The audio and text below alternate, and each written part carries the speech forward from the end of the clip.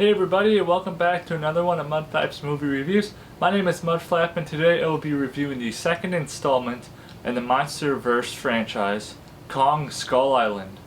Let's get started. So Kong Skull Island is directed by Jordan Vogt Roberts, and it stars Tom Hiddleston, Samuel L. Jackson, Brie Larson, John Goodman, and John C. Reilly. So we open this movie where we see a bunch of scientists wanting to go explore this mysterious island known as Skull Island, where they believe monsters are living. So they ended up getting their wish, and they grab a whole bunch of soldiers, a tracker, and a photographer, and they all set off to Skull Island. But unfortunately, things do not go their way, and they end up getting stranded on Skull Island, and now it turns into a game of survival and also a game of revenge. So overall, I like this movie's pace, I like the action, but I also like the underlying tone of survival and revenge. Revenge coming in the form of the general, who is played by Samuel L. Jackson. When they land on Skull Island, Kong sees them and he kills a bunch of the soldiers. So for the general, it's all about revenge for him. For everybody else on the island, it's all about survival.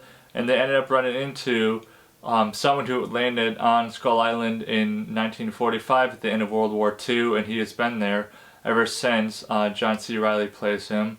But, he teaches them all about the island and how actually Kong is not the bad guy in this movie.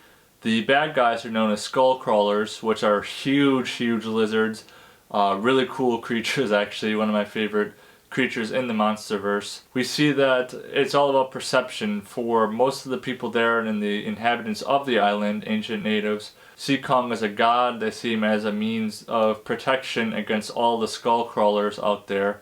The general sees Kong as a threat who needs to be eliminated. So it's a battle between survival and, not getting Kong killed, because without Kong, the entire island would be doomed, because the skull crawlers would take over everything and kill everything on that planet. That's mainly what the skull crawlers' goal is. They know Kong is the head honcho, so any chance they can get, they want to take Kong down. And with the help of the general, it's becoming more and more likely that the skull crawlers may be able to get their wish. Another thing I liked about this movie is it is on an island, and it's a really beautiful island, but also I just liked all the other creatures that we got introduced to. A land of mystery. Pretty much everything on the island can kill you, but you never know what is a creature and what's not, because there's a lot of camouflage creatures and a lot of things that are not natural to the main order of the animal kingdom, especially on this island.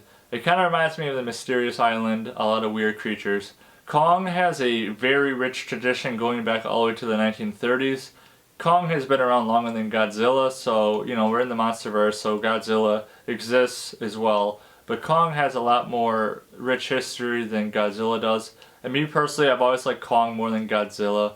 Just because Kong doesn't have, any superpowers, he's not powered by radiation.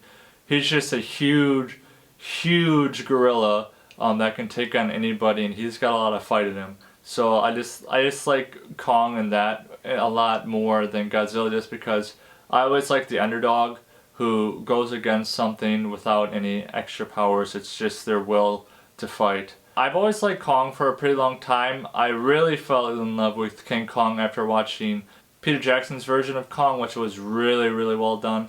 But this Kong in Skull Island is about 3 or 4 times the size that King Kong was in the Peter Jackson version. So I just really thought that was cool. We're gonna make him even bigger, even better, even stronger. We get to face him off against, creatures on the island that are just monstrous. The humans there know that they're at a very unfair advantage, and their guns really don't do anything. So Kong is really their secret weapon, their best weapon against getting off the island. And with John C. Reilly's help, they might be able to do something about that. Favorite moments? I really just like how we were introduced to King Kong. This huge, shadow of a monster. The sun in his back. It's just a really cool shot of the helicopters going into the island, and you just see this monstrous being just show up. I liked when we were first introduced to him, but I also liked seeing Kong face off against the skull crawlers. really sweet fight, just seeing what Kong's made of, but also I like the underlying tone, once again, of Samuel L. Jackson's character, the General, going against Kong, and just how the need for revenge and, you know, the battle between man and ape was just really at the foreground.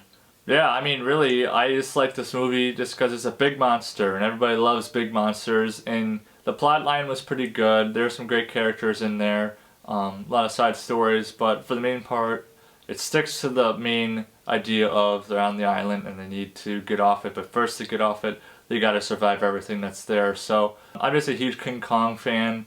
I could watch Kong all day, honestly, and I'm just excited to see maybe King Kong will show up more in the future. I'm not sure what future projects are on the slate for Warner Brothers. I do know there is a TV show coming out, I think next year, involving MonsterVerse creatures, so we might see Kong return for that. So for Kong Skull Island, I'm going to give it a 7.5 out of 10 Mudflaps. And before you go, drop in the comments below, did you like Kong Skull Island, and which is your favorite version of King Kong? And as always, if you like this video, give me a thumbs up, hit that subscribe button, ring that bell, and I'll see you next time.